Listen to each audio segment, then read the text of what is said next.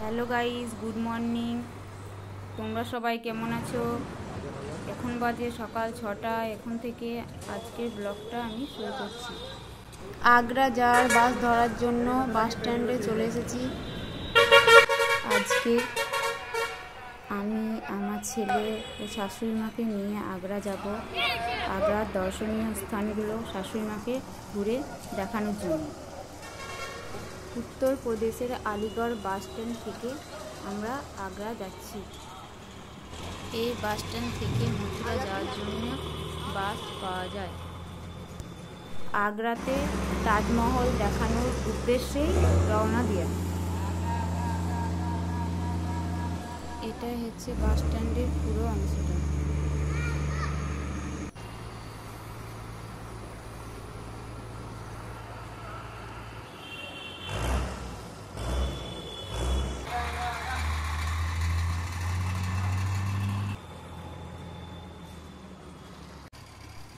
আমার ছেলে ও শাশুড়ি মা বাসে উঠছে আগ্রা যাওয়ার জন্যে, ও আমি এদিকে তাদের ভিডিও বানাচ্ছি।